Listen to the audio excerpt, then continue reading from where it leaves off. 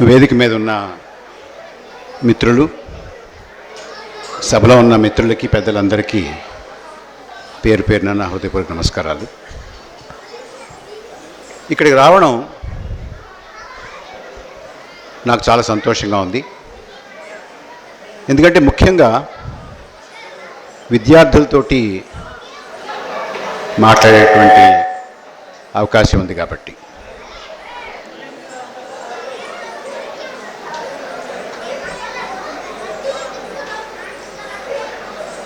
ఇవాళ మీరు 23వ రాష్ట్ర మహాసభలు జరుపుకుంటున్నారు. 24వ మహాసభలు జరుగుతాయా లేదా అని మనందరం కాస్త గంభీరంగా ఆలోచించాలి. నేను నిన్న ఒక మిత్రుడితో అన్నాను, రేపు ఖమ్మం వెళ్తున్నాను, పీడిఎస్యు రాష్ట్ర మహాసభలకి నన్ను ఆహ్వానించారు అని. ఆయన వెంటనే ఒక ప్రశ్న అడిగాడు, పీడిఎస్యు ఇంకా బ్యాన్ అవ్వలేదా అన్నాడు. ఇది కొంచెం గంభీరంగా ఆలోచించాల్సినటువంటి విషయం. నేను చలోక్తిగా చెప్పట్లేదు. ఇది దేశం పరిస్థితి బాగలేదు. మనం ఎన్నాళ్ళు ఇటువంటి సభలు పెట్టుకోగలమో, ఎన్నాళ్ళు బహిరంగంగా తిరగగలమో ఇవాళ మనం చెప్పలేం. మనకి ప్రతి ఆగస్టు 15కి ఎర్రకోట మీద త్రివర్ణ పతాకం ఎగరేస్తూ చూస్తూ ఉన్నాం. ఎన్నాళ్ళు త్రివర్ణ పతాకం ఎదుగురుతుంది అనేది ఇవాళ ఒక ప్రశ్నగా ఉంది. మనం గనుక ఇలాగే వదిలేస్తే 24వ రాష్ట్ర మహాసభలు ఉండవు, ఎర్రకోట మీద త్రివర్ణ పతాకంగా ఉండదు. మిమ్మల్ని కంగారు పెట్టడానికి చెప్పట్లేదు. ఇది వాస్తవంగా దేశంలో ఉన్నటువంటి పరిస్థితి చాలా గంభీరంగా ఉంది.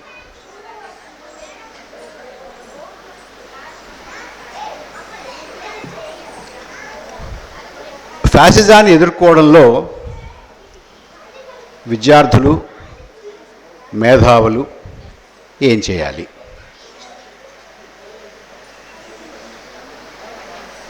విచిత్రం ఏంటంటే,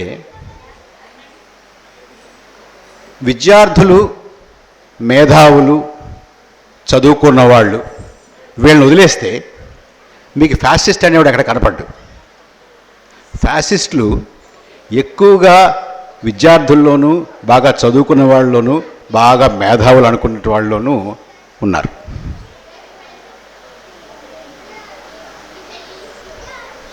ఇది మన దేశానికి ప్రత్యేకత కాదు. ప్రపంచంలో ఎక్కడ ఫ్యాసిజం ఉన్నా కూడా, వచ్చినా కూడా ముందు వరుసలో ఆ ఫ్యాసిజాన్ని బలపరిచినటువంటి వారు మేధావులు, విద్యార్థులు, శాస్త్రవేత్తలు, సంగీత కళాకారులు, పెద్ద పెద్దవాళ్ళు.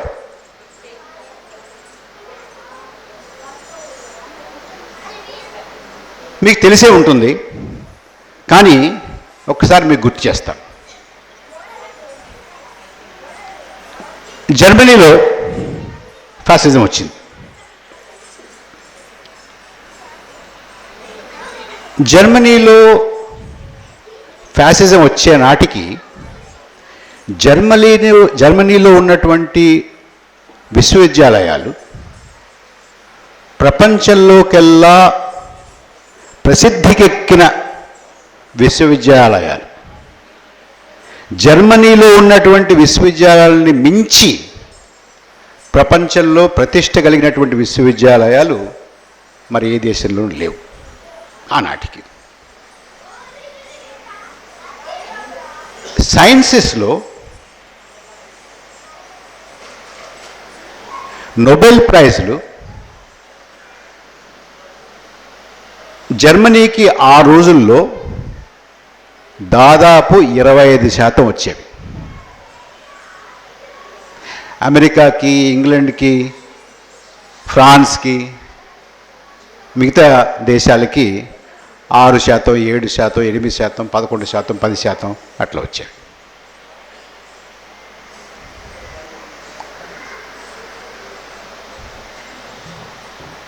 జర్మనీలో ఉన్నత విద్య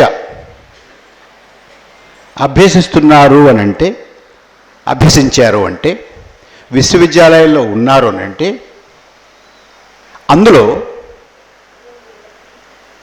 సుమారుగా 90% మించి నాజీ పార్టీలో సభ్యులయ్యారు.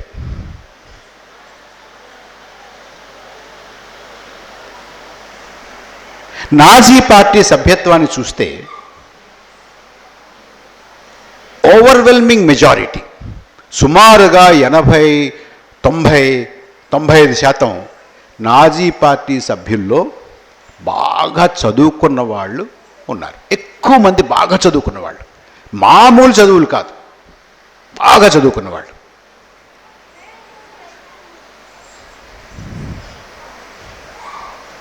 మీకు ఆవేళ జర్మనీలో నాజీ పార్టీ సభ్యత్వం సుమారుగా 80 లక్షలు. 80 లక్షలు పార్టీ సభ్యత్వం.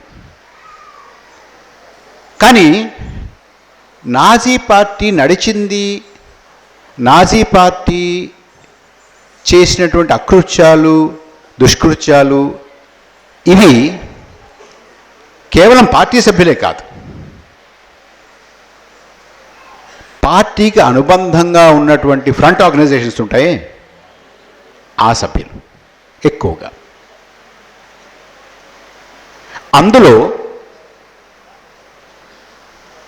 ఆశ్చర్యం ఏంటంటే కార్మిక సంఘాలు నాజీ పార్టీకి అనుబంధంగా ఉన్నటువంటి కార్మిక సంఘాల సభ్యత్వం 2.5 కోట్లు.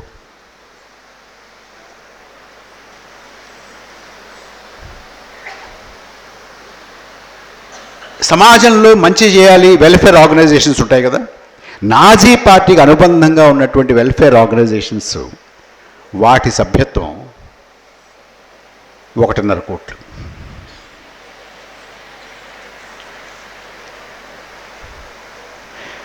జర్మనీలో ఆవేళ ప్రాక్టీస్ చేస్తున్నటువంటి న్యాయవాదుల్లో 90% మంది నాజీ పార్టీకి అనుబంధంగా ఉన్నటువంటి సంస్థల్లో సభ్యులు.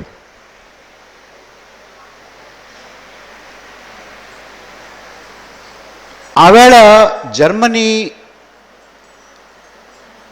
జనాభా సుమారుగా 5 కోట్లు, 5.5 కోట్లు ఎంతో ఉంటుంది. అందులో 4.5 కోట్ల మంది ప్రత్యక్షంగా కానీ పరోక్షంగా కానీ నాజీ పార్టీలో సభ్యత్వం కానీ సంబంధాలు కానీ కలిగి ఉన్నారు. అంటే సమాజం మొత్తాన్ని కబళించడం అంటే భయపెట్టడం అలా ఉంచండి, భయపెట్టడం అవన్నీ పక్కన పెడదాం కాసేపు. వీరందరూ కూడా అందులో సభ్యత్వం, వాటి అనుబంధ సంఘాల్లో సభ్యత్వం కలిగి ఉన్నారు. జర్మన్ దేశస్థులయ్యి నాజీ పార్టీ చేస్తున్నటువంటిది తప్పు, ఇది సరైనటువంటిది కాదు, ఇది అమానుషం అని ప్రతిఘటిద్దాము అనుకున్నటువంటి వాళ్ళు, వ్యతిరేకించినటువంటి వాళ్ళు సుమారుగా 10 లక్షల మంది. మనం చాలాసార్లు మామూలుగా ఎలా మాట్లాడుకుంటామంటే యూదులను ఏం చేశారని మాట్లాడుకుంటాం.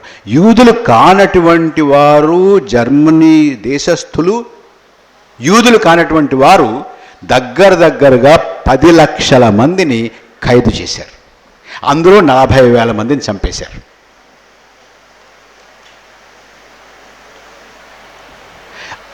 ఇవాళ మన చుట్టూ ఏర్పడుతున్నటువంటి అలుముకుంటున్నటువంటి వాతావరణం చాలా జాగ్రత్తగా గమనించాలి.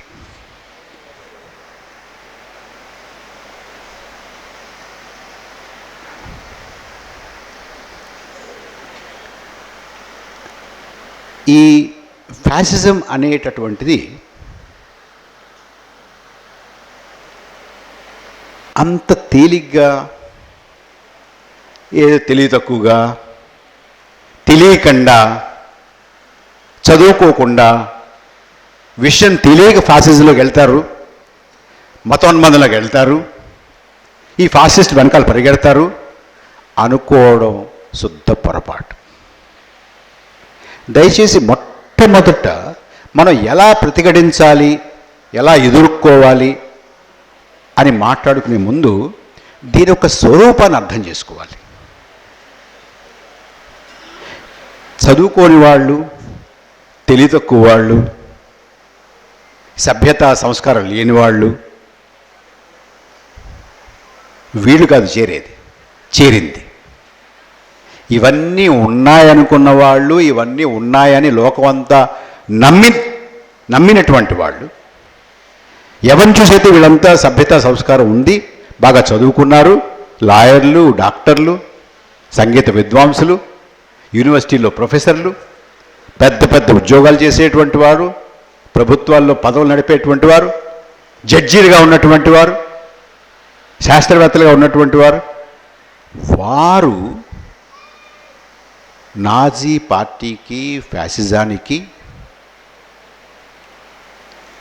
బలమైనటువంటి అండగా నిలబడినటువంటి వారు. ఆశ్చర్యం ఏంటంటే, యుద్ధం అయిపోయిన తర్వాత, జర్మనీ ఓడిపోయిన తర్వాత, హిట్లర్ చనిపోయిన తర్వాత 46 నుంచి అక్కడ సర్వే జరుగుతూ ఉంటాయి కదండి. 46లో జర్మనీలో 37% మంది జర్మన్లు 37% మంది జర్మన్లు జ్యూస్ని చంపడం అనేది కరెక్టే అన్నారు. 1946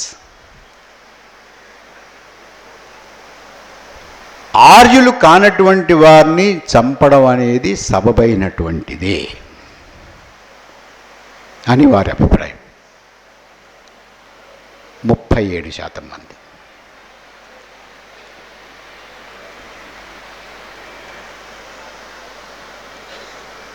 అప్పుడప్పుడే అయింది కదా అనుకోవచ్చు. కానీ 1952లో అంటే యుద్ధం అయిపోయినటువంటి 6 సంవత్సరాల తర్వాత ఒక పోల్లో సుమారుగా 40% మంది నాజీయిజం మంచిదే, కానీ అమల్లో కొంచెం అవకతవకలు జరిగాయి అన్నారు. నాజీయిజం మంచిదే, దాని ఫిలాసఫీ మంచిదే, కానీ సరిగా అమలు చేయలేదు అని 52లో 6 సంవత్సరాల తర్వాత సుమారుగా 40% మంది అభిప్రాయం. ఇంచుమించు అదే సమయంలో 6 ఏళ్ల తర్వాత మళ్ళీ అదే సమయంలో ఇంతమంది జ్యూస్ని చంపేశారు కదా దేశంలో.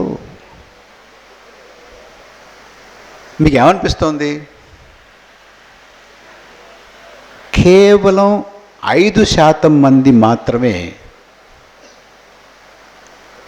బాధగా ఉంది, ఏదో తప్పు జరిగింది అన్నారు. ఓన్లీ 5%.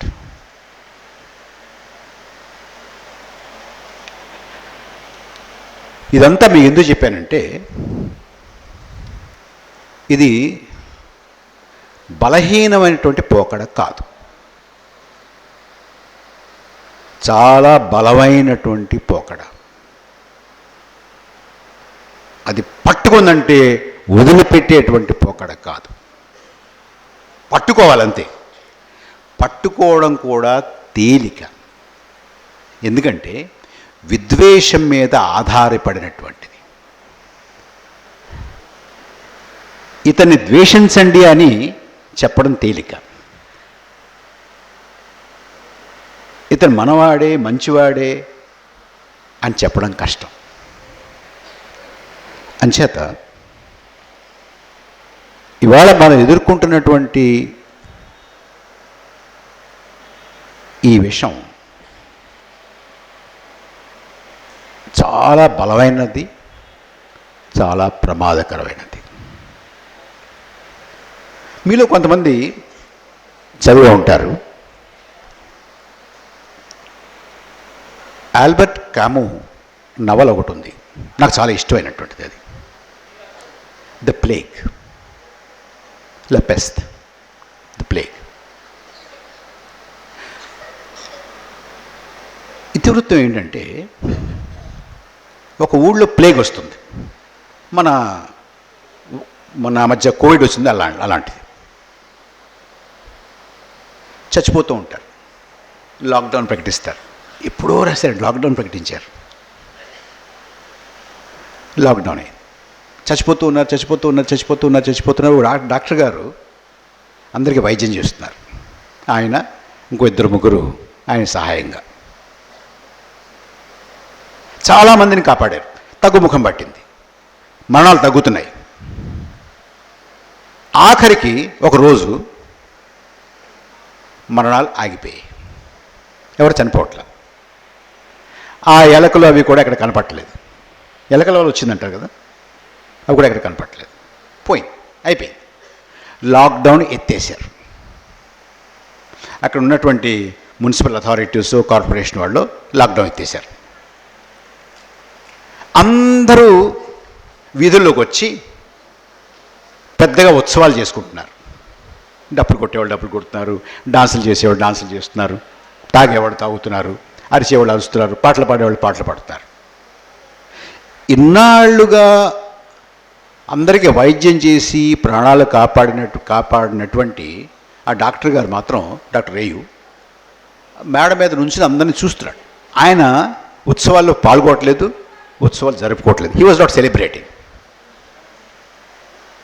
ఆయనకి అన్నాళ్ళు సాయం చేసినటువంటి మనిషి, డాక్టర్ గారు ఏమిటి మీరు కిందకి వెళ్ళి, don't you want to participate in the celebrations, వెళ్ళి మనం కూడా ఉత్సవాల్లో పాల్గొవాలి కదా.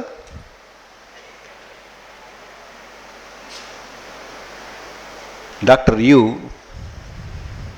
ఆయన ఏమంటారంటే, లేదు, ఈ ప్లేగ్ ఉంది చూడు, అది చచ్చిపోతుంది, అది ఎక్కడో ఉంటుంది, అది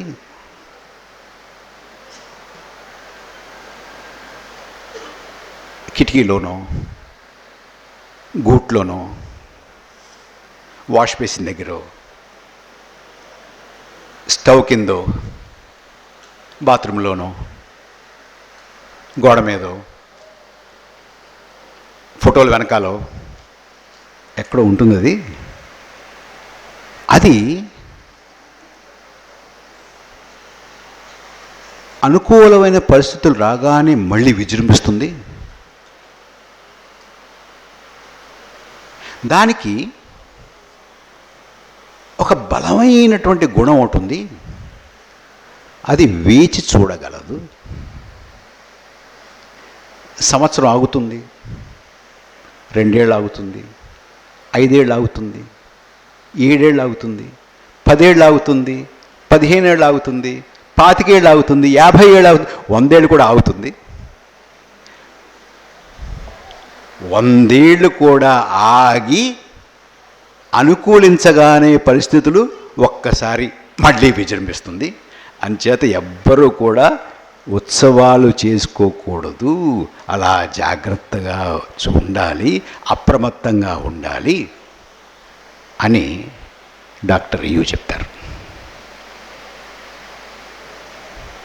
మీకు ఏం గుర్తొస్తుంది కదా? So be careful.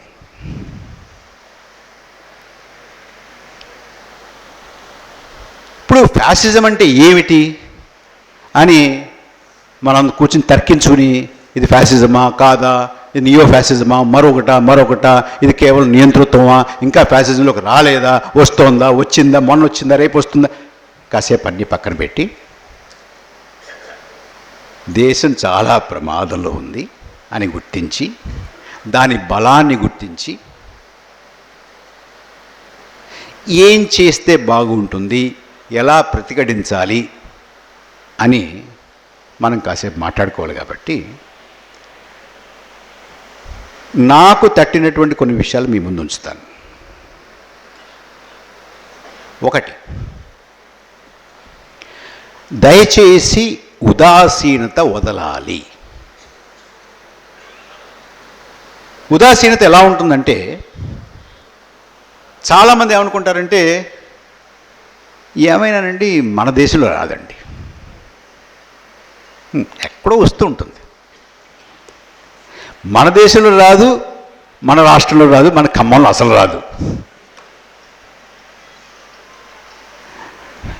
కబడ్దార్, కుదరదు. అన్ని చోట్ల వస్తుంది. దీన్ని తూర్పు కనుమలు ఆపలేవు, పడమటి కనుమలు ఆపలేవు, హిమాలయాలు ఆపలేదు, హిందూ మహాసముద్రం ఆపలేదు, అరేబియా సముద్రం ఆపలేదు, బంగాళాఖాతం ఆపలేదు, ఏది ఆపలేదు దీన్ని. అంచేత దయచేసి ఉదాసీనతతో మాత్రం ఉండకండి. ఎక్కడైనా అవుతుంది కానీ మనకి మాత్రం కాదు, ఇక్కడికి మాత్రం రాదు అనే మాట మాత్రం దయచేసి వదిలేసేయండి.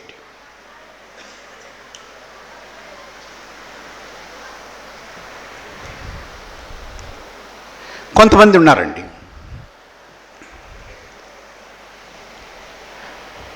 వారు నాకు వారిని చూసి వారితో మాట్లాడిన తర్వాత ఏం గుర్తొస్తుందంటే, మీరంతా క్రికెట్ మ్యాచ్లు చూస్తుంటారు కదా. క్రికెట్ మ్యాచ్ అని అంటే ఆ టైం కూడా ఇంటికి వెళ్ళిపోయి పాప్కార్న్ మరోటో లేకపోతే ఇంట్లో పకోడీలు వేయించుకొని కూర్చుని చక్కగా చూస్తుంటాం. దాన్ని చూస్తుంటాం.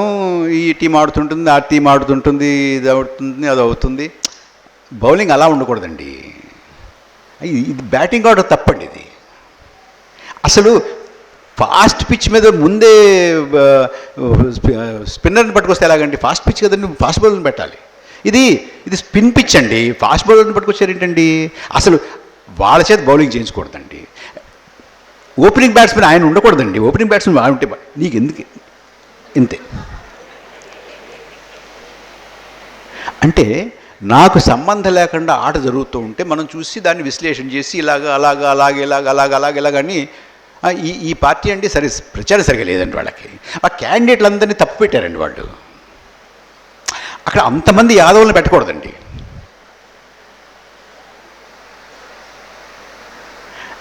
అయినా అసలు అదేం ప్రచారం అండి? అలాంటి ప్రచారం చేసి ఎందుకు నిక్కుతామండి? Please stop this spectator syndrome. Because మీరు ఆ క్రికెట్ మనకు సంబంధం లేదు, ఆడుకుంటున్నారు, ఏదో అయిపోయింది, ఎవరికి ప్రైజ్ వస్తుందో కూడా డబ్బులు వస్తే వెళ్ళిపోతారు.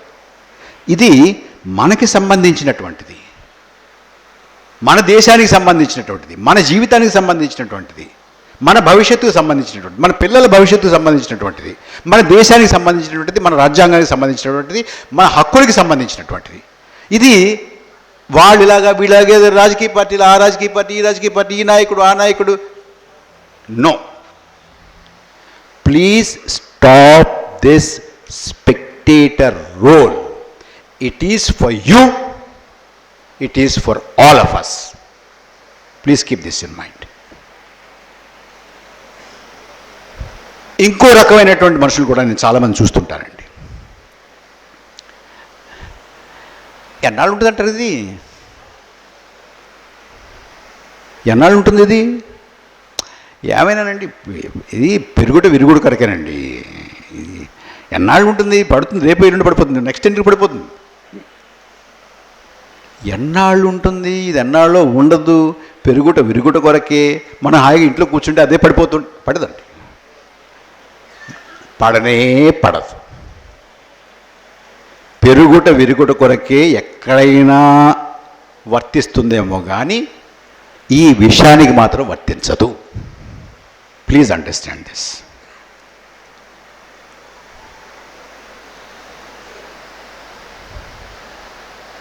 క్వశ్చన్ ఏంటంటే, ఎప్పుడు పడుతుంది కాదు, ఎప్పుడు పడేయాలి. When do I have to stop this? నేను దీన్ని ఎప్పుడు ఆపాలి? మనందరం కలిసి ఎప్పుడు ఆపాలి అనేది కానీ ప్రశ్న. ఎప్పుడు పడుతుంది అనేది ప్రశ్నే కాదు. This is another thing.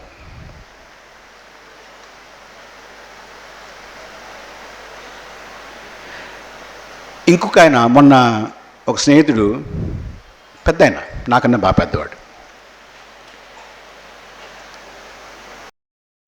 నేను ఇలాగేదో వర్రీ అవుతుంటే, ఏం వర్రీ అవ్వద్దు పరకాల, కూర్చునేవుగా,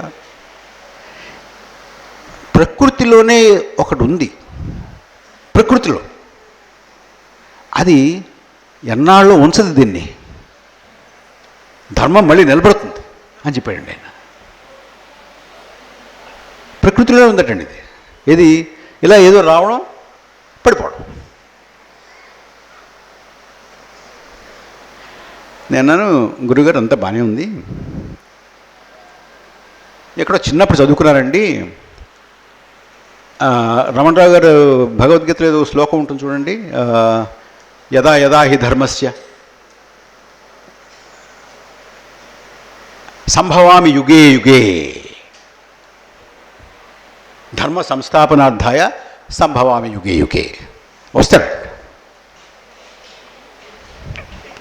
కుట్టలు పారేస్తాడు, ఈడప్పుడు మిగలడు. నేను ఆహా సార్ ఒక్కటి చెప్పండి నాకు, సంభవామి యుగే యుగే, ఎప్పుడు ఎప్పుడు ధర్మానికి క్లేశం కలిగినా వచ్చేస్తాడు కదా.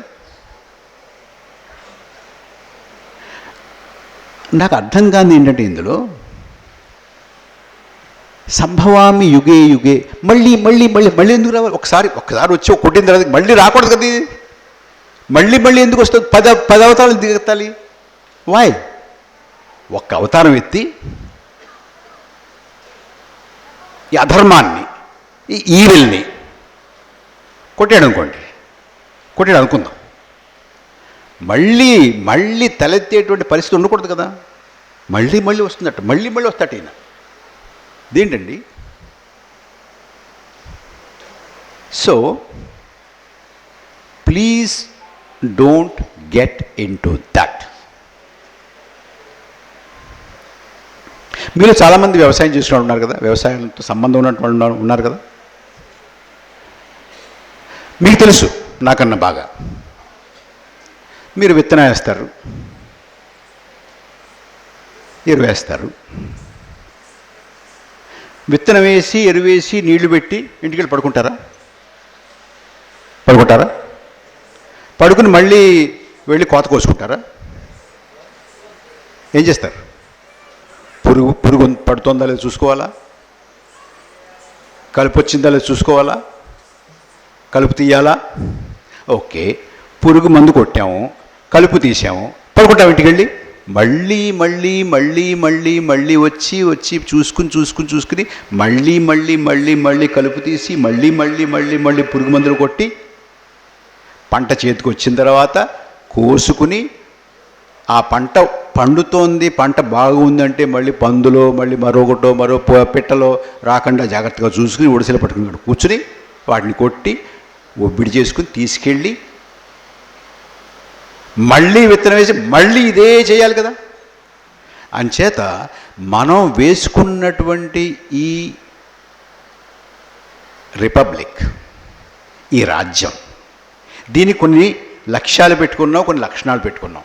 వాటికి పురుగు పట్టకుండా, చెద పట్టకుండా, కలుపు రాకుండా ఎప్పటికప్పుడు ఏ రోజుకు ఆ రోజు ఏ పంటకు ఆ పంట చూసుకోవాలా అక్కర్లేదా?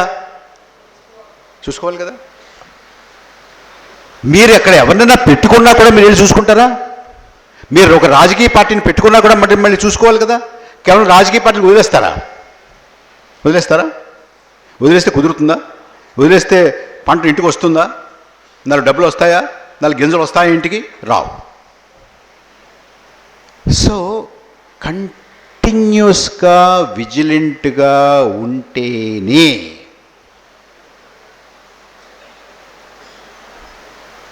ప్రజాస్వామ్యాన్ని, రాజ్యాంగ విలువల్ని మనం రక్షించుకోవచ్చు. ఇంకో కేటగిరీ ఉందండి. ఇదన్నీ నా అనుభవంతో చెప్తున్నాను, పేర్లు చెప్పట్లేదు, ఎందుకంటే పేరు చెప్తే బాగోదు. కానీ ఏది నేను కల్పించింది మాత్రం కాదు ఇది.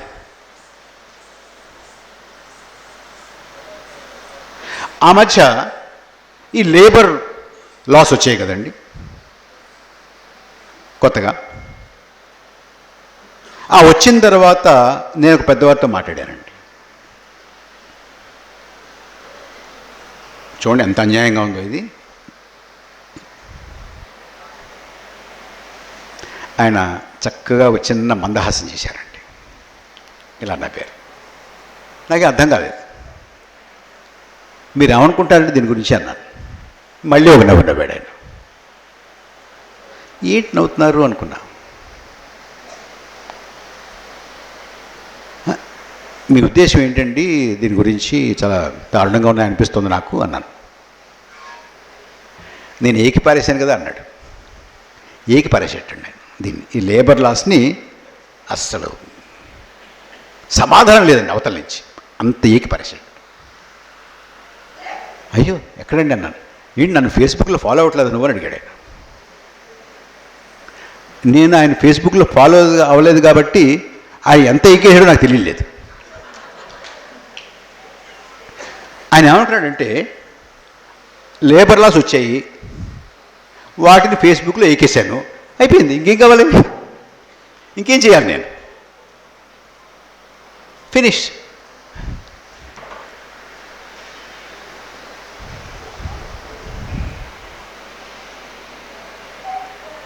ఫేస్బుక్లోనో ట్విట్టర్లోనో మరొక చోటో చేస్తే సరిపోదు. ఈ విషయం మామూలుగా లేదండి. ఆ మధ్య నేను ఎక్కడో ఇలాగే ఒక సమావేశానికి పెడుతూ, మామూలుగా అయితే ఎక్కడికైనా వెళ్ళాలంటే నేనే డ్రైవ్ చేసుకెళ్తాను, కానీ ఎక్కడ మాట్లాడడానికి వెళ్ళాలంటే కాస్త వెళ్తున్నప్పుడు చూసుకోవడానికి ఒక టైం ఉంటుందని ఒక ట్యాక్సీ తెప్పించుకుని ట్యాక్సీలో వెళ్తాను. ఇప్పుడు మనకు ఊబర్, ఓలా ఉన్నాయి కదండి. నార్మల్గా నా అలవాటు ఏంటంటే ఊబర్నో ఓలానో పిలిచిన తర్వాత ఆ అబ్బాయి వచ్చిన తర్వాత కారులో కూర్చుని ముందు ఒక 2 నిమిషాలు ఆ అబ్బాయితో మాట్లాడతాను నేను. ఏం పేరమ్మా నీ పేరు, ఎక్కడి నుంచి వచ్చావు, కొంచెం పెద్దవాడే, మరీ కుర్రాడు కాదనుకుంటే పెళ్ళి అయిందా, ఎంతమంది పిల్లల్ని అడుగుతాను. మామూలుగా 4-5 క్వశ్చన్లు ప్రశ్నలు వేస్తాను. వేసిన తర్వాత ఆ పిల్లాడు అతను డ్రైవింగ్ చేసుకుంటూ వెళ్తుంటాడు, నేను కూర్చొని నా చదువుని చదువుకుంటూ ఉంటాను. ఒకసారి ఈ మధ్య నేను వెళ్తున్నప్పుడు కారు ఎక్కాను, అడిగాను ఆ అబ్బాయిని, ఏదో నరేషు సురేషు పేరు చెప్పాడు, రాయలసీమ నుంచి వచ్చాయని చెప్పాడు, పలానా ఊరి నుంచి వచ్చాయని చెప్పాడు, అక్కడ ట్రాక్టర్ నడిపాయని చెప్పాడు. ఈ మధ్య ఎక్కువ పెద్దగా పనులు లేవు కాబట్టి నాకు కొంచెం దూర బంధువుడు హైదరాబాద్లో ఉన్నాడంటే ఆయన రమ్మంటే ఇక్కడికి వచ్చాను. డ్రైవింగ్ వచ్చు కాబట్టి ఈ ఊబర్ తీసుకున్నానండి, ఊబర్ నడుపుకుంటున్నాను. కొత్తగా వచ్చి అప్పటికి 6 నెలలంతా అయింది. అతనికి హైదరాబాద్ దారి పెద్దగా తెలియదు, రోడ్లు సరిగ్గా తెలియవు. రోడ్లు తెలియనప్పుడు గూగుల్ మ్యాప్స్ ఉన్నాయి కదండి, రోడ్లు తెలిసినా ఉన్నాయనుకోండి, పెట్టుకున్నాడు, లొకేషన్ పెట్టుకున్నాడు, వెళ్తున్నాడు. నా పని నేను చేసుకుంటున్నాను. అది కుడి చేతి తిరుగు, ఎడం చేతి తిరుగు, తిన్నగా వెళ్ళు, ఆ పక్కన తిరిగి ఈ పక్కన తిరిగి దాన్ని చెప్తుంది. ఆయన ఫాలో అవుతున్నాడు అబ్బాయి. గూగుల్ మ్యాప్ ఏం చేస్తుందంటే తొందరగా తీసుకెళ్ళడానికి, దగ్గరలో తీసుకెళ్ళడానికి చిన్న చిన్న సందులో కూడా తిప్పేస్తుంటుంది. అలా ఒక చిన్న సందులోకి వెళ్ళింది కారు, బాగా స్లోగా వెళ్తోంది. నేను ఏదో చూసుకుంటున్న వాడిని, ఏంటి ఇంత స్లోగా వెళ్తుందని పైకెత్తి చూశాను, తలకెత్తి చూశాను. చిన్న సందులో వెళ్తోంది. చాలామంది సందులో నడుస్తున్నారు.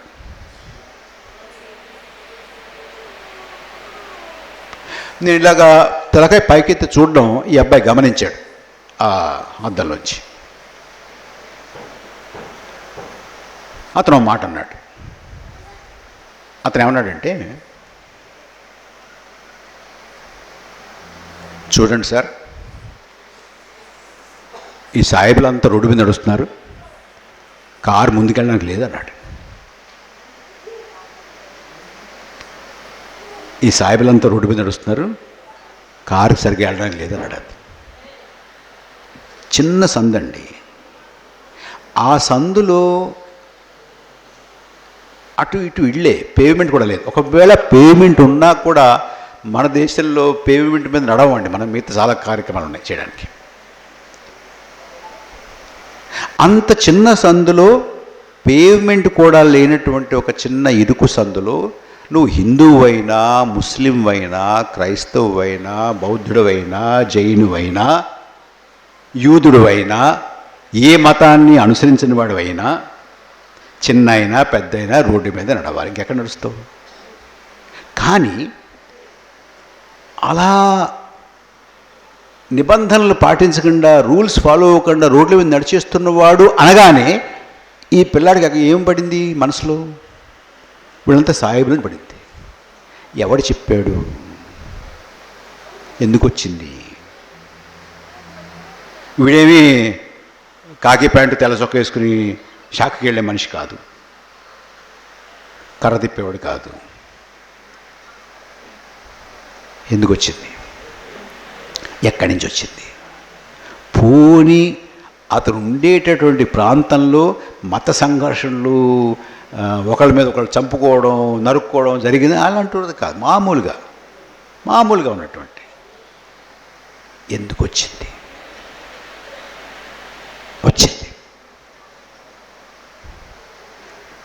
ఫ్యాసిజం అక్కడుంది. ఫ్యాసిజం డాక్టర్ రియో చెప్పిన ఆ క్రిమి, ఆ ఇన్ఫెక్షన్ అక్కడుంది. అంచేత ఫ్యాసిజాన్ని ప్రతిఘటించాలంటే, ఎదుర్కోవాలంటే, దాన్ని తరిమి కొట్టాలంటే పని అక్కడుంది. అక్కడెంత పని ఉందో ఎన్నికల్లో అంతే పని. కానీ ఎన్నికలు మాత్రమే పని అనుకుంటే కాదు.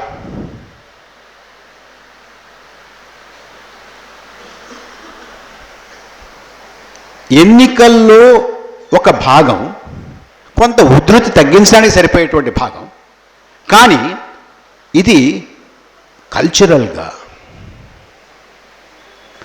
లిటరరీగా, సోషల్ ప్రాక్టీసెస్లో, మన మానవ సంబంధాల్లో, మన ఇరుగు పొరుగుతో మాట్లాడేటువంటి దాంట్లో, అక్కడ మనం జాగ్రత్తగా మన మొత్తం రాడారో యాంటెనావో సరిగ్గా చూసుకుని ఏం జరుగుతోంది, ఎలాంటి భావజాలం వస్తోంది, ఎక్కడ వ్యాప్తి జరుగుతోంది, ఎలా వ్యాప్తి జరుగుతోంది, ఎక్కడి నుంచి వస్తున్నాయి, ఎవరికి అంటుకుంటోంది ఇది అనేది జాగ్రత్తగా చూసుకోకపోతే మాత్రం మనం దీన్ని ప్రతిఘటించలేము.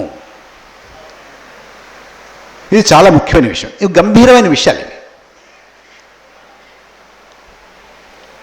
ఇది చాలా తేలిక. ఫ్యాసిస్టులు అంటే అర్థం పర్థం మూర్ఖులు వాళ్ళు, వాళ్ళకేం తెలియదు, తెలివి తక్కువ వాళ్ళు అని మాత్రం దయచేసి అనుకోకండి. రోడ్డు మీద తిరిగేటువంటి వాళ్ళు, నరికేటువంటి వాళ్ళు, చంపేటువంటి వాళ్ళు, నినాదాలు ఇచ్చేటువంటి వాళ్ళు మూర్ఖులు కావచ్చు. కానీ దీని వెనకాల ఉన్నటువంటి సూత్రాలు, దీని వెనకాల ఉన్నటువంటి ఆలోచన, దీని వెనకాల ఉన్నటువంటి భావజాలం, ఇది దీని నాయకత్వం అనుసరించేటటువంటి వ్యూహం, ఇవి మాత్రం దయచేసి తక్కువ అంచనా వేయకండి. ఎన్నికల సంగతే చూసుకుందామండి. ఇవన్నీ జరుగుతున్నాయి కదా. అంటే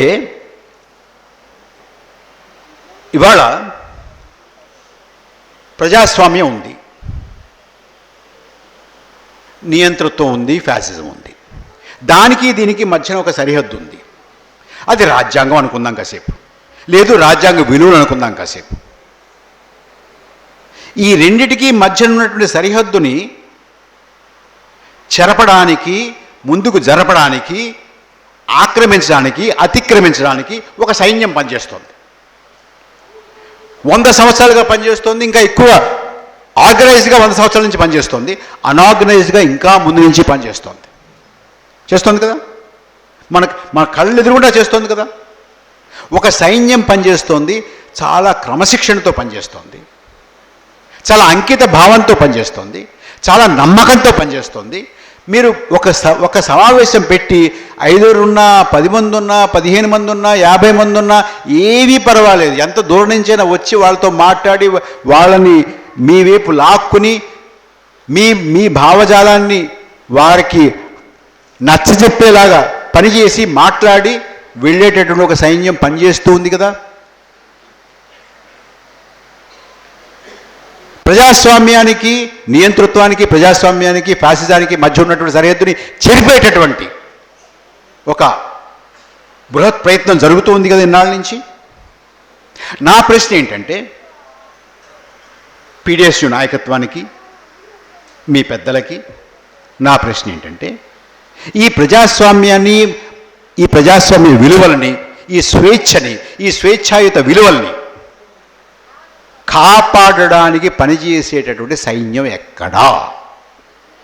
where is the army to defend the democratic values, constitutional values, values of equality, values of justice, values of secularism, values of fraternity? Where is the army? Tell me. If you tell me there is an army, మీరు ఇప్పుడు గనక చెప్పండి మేమంతా army అండి ఇక్కడ, don't worry అంటే నేను హాయిగా గుండెల మీద చేసి తీసి పడుకుంటాను. ఉందా?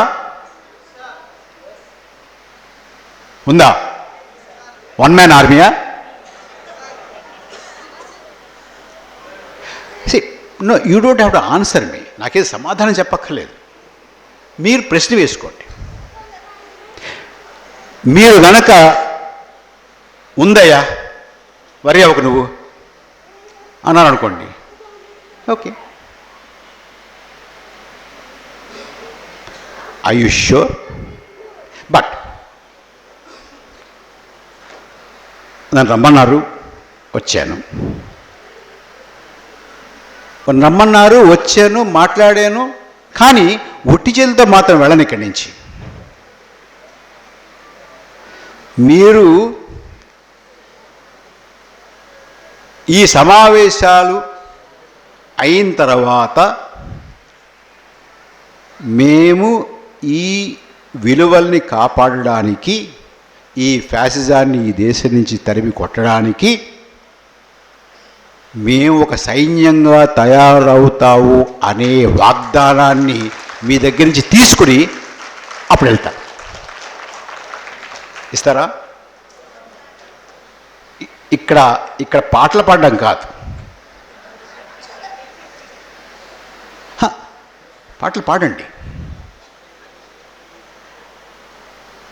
పాటలతో సరిపెచ్చుకోవద్దు. ఇది చెయ్యి దాటిపోయి మీరు ఇంకా అనుకుంటారేమో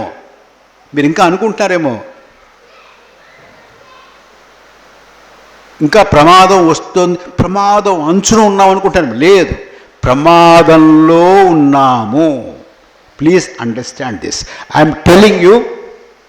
నేను దేశమంతా తిరిగిన తర్వాత, చూసిన తర్వాత, అనేక వందల మందితో ముఖాముఖి మాట్లాడిన తర్వాత, అనేక వేల మందితోటి ఇలా మాట్లాడిన తర్వాత, వారు అడిగిన ప్రశ్నలకు సమాధానాలు చెప్పిన తర్వాత, రైళ్లలో వెళ్తూ వాళ్ళతో మాట్లాడుతూ, బస్సులో వెళ్తూ వాళ్ళతో మాట్లాడుతూ, విమానాల్లో వెళ్తూ వాళ్ళతో మాట్లాడుతూ, ఇంట్లో కూర్చుని నా దగ్గరికి వచ్చే వాళ్ళతో మాట్లాడుతూ, నేను ఎవరి దగ్గర వెళ్ళి వాళ్ళతో మాట్లాడిన తర్వాత అందులో నుంచి తీసుకున్నటువంటి సారంతో మీకు చెప్తున్నాను నేను.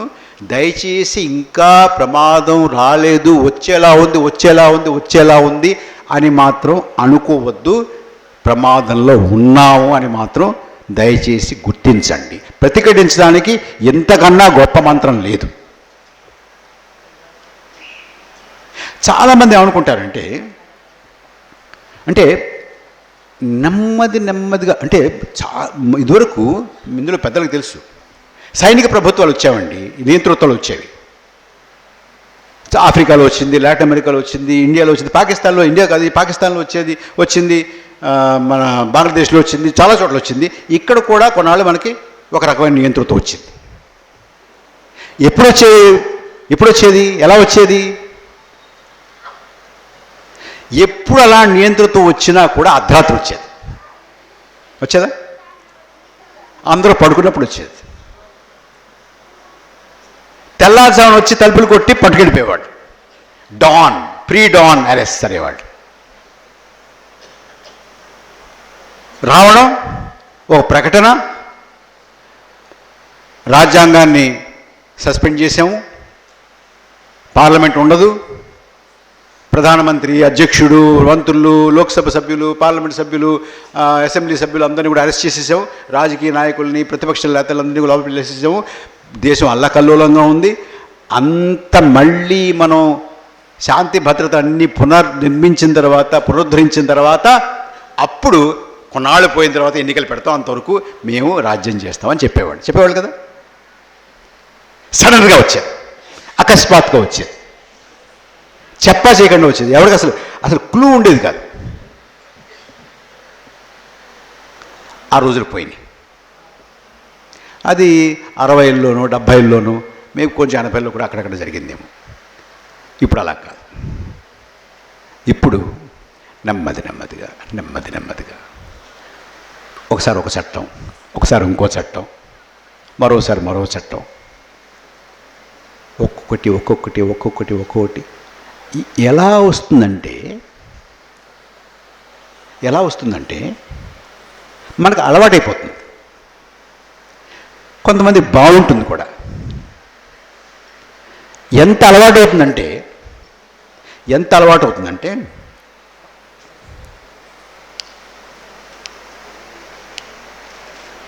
మణిపూర్లో రాష్ట్రం తగలబడ్డ మొదలుపెట్టి రమణరావు గారు 2 ఏళ్ళు అయిందా? అయింది కదా.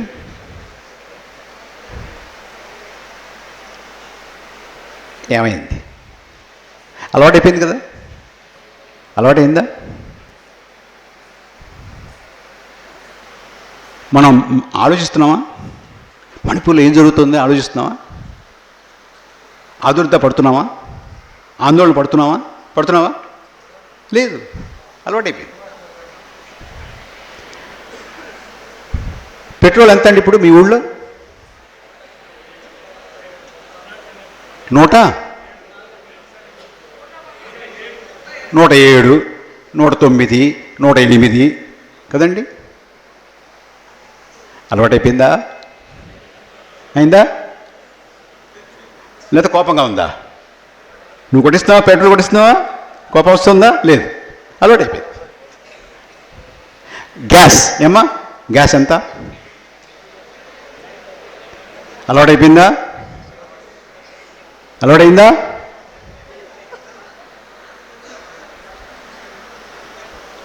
ఇవి కొన్ని ఇంకా ఉన్నాయి, చాలా ఉన్నాయి కదా. డాలర్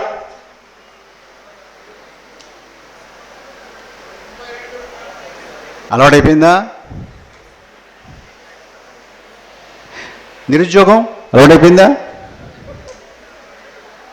అలవాటైందా? అలవాటైందా? Very good. ఇప్పుడు ఉద్యోగం వస్తే భయం వేస్తుంది. ఉద్యోగం వస్తే భయం వేసేంత అలవాటు అయిపోయింది నిరుద్యోగం. ఇప్పుడు ఫ్యాసిజం ఇలా వస్తుంది. నెమ్మది నెమ్మదిగా అలవాటు చేస్తూ వస్తుంది. బాగుందిరా అనిపించేలా వస్తుంది, వస్తుంది. మొన్న 25వ తారీఖు క్రిస్మస్ రోజు ఎన్ని చోట్ల దేశంలో ఎన్ని చోట్ల చర్చిల మీద ఎంత దాడులు జరిగాయండి, ఎంతమందిని కొట్టారండి, ఎన్ని చోట్ల విధ్వంసం జరిగిందండి. మనకు ఏమన్నా అనిపించిందా? చెప్పండి. జరుగుతుంది. ఒక పక్కన విధ్వంసం జరుగుతుంది, ఒక పక్కన ప్రధానమంత్రి గారు చర్చికి వెళ్ళి దండం పెట్టుకొచ్చాడు. ఆయన ఎంత మంచివాడు చూడండి.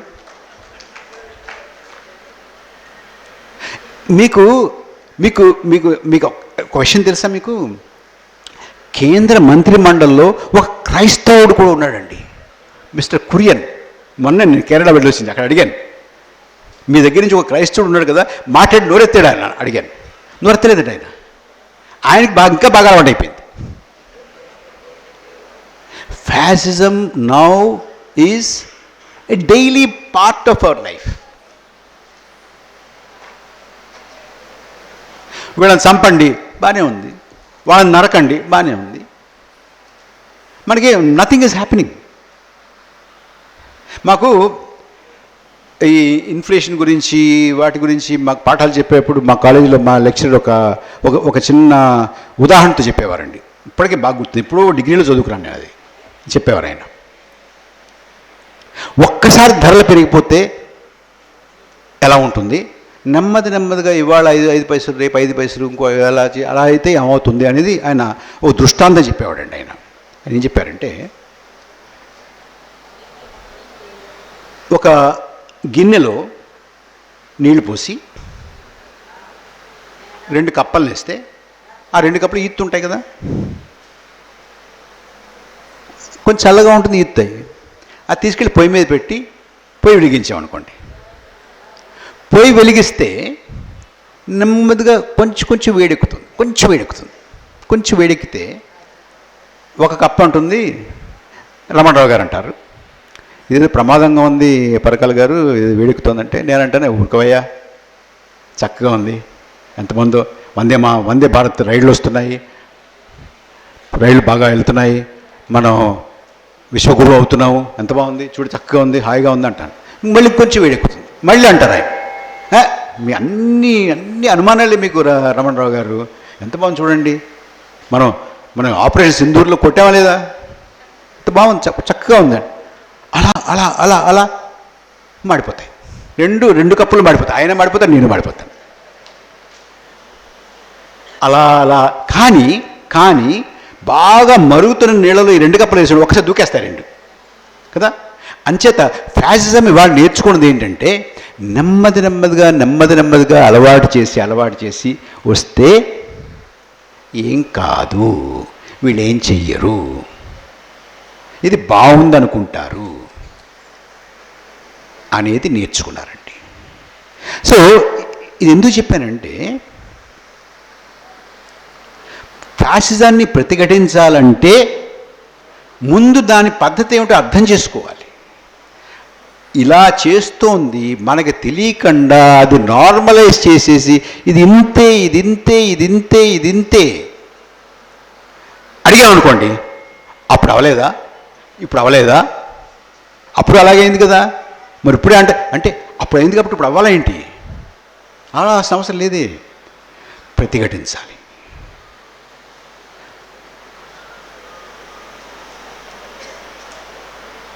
ఇందాక నేను చెప్పినట్టు దయచేసి ప్రేక్షక పాత్ర వదిలేయండి.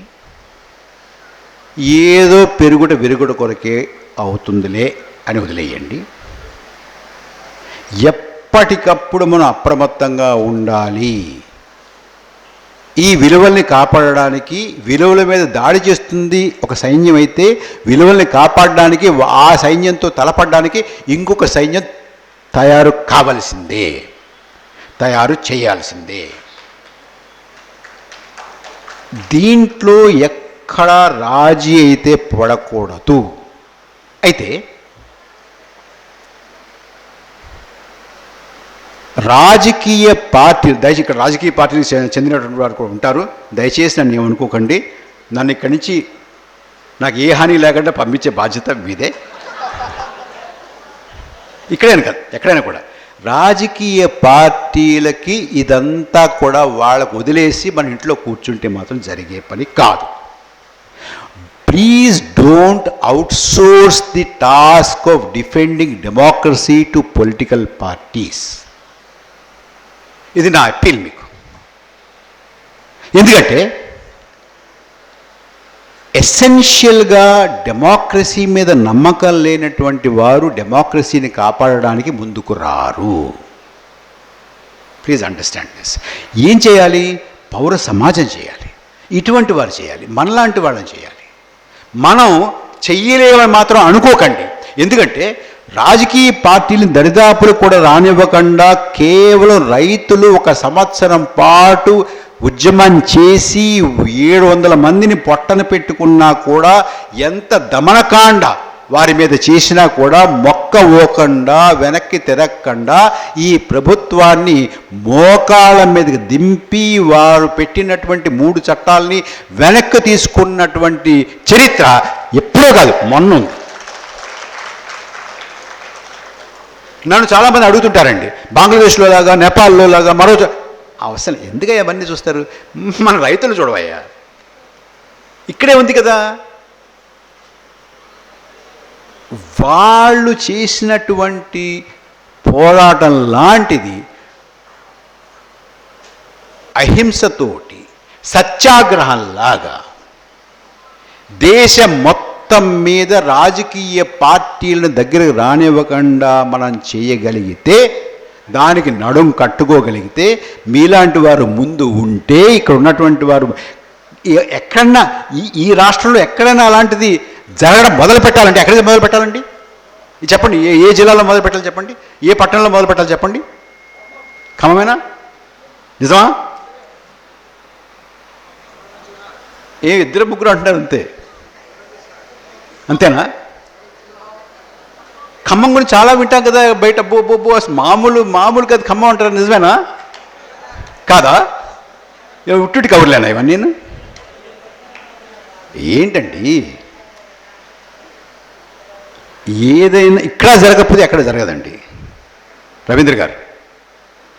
ఇక్కడ జరగకపోతే ఎక్కడ జరగదు. రవి గారు, జరుగుతుందా? చెయ్యండి, దయచేసి ఆలోచించండి. రాష్ట్రం గురించి మీరు ఆలోచించండి, జిల్లా గురించి మీరు ఆలోచించండి, దేశం గురించి ఆలోచించండి. ఇక్కడి నుంచి మొదలవ్వాల్సినటువంటి అవసరం ఉంది. మీరు ఇక్కడ రాజేయండి.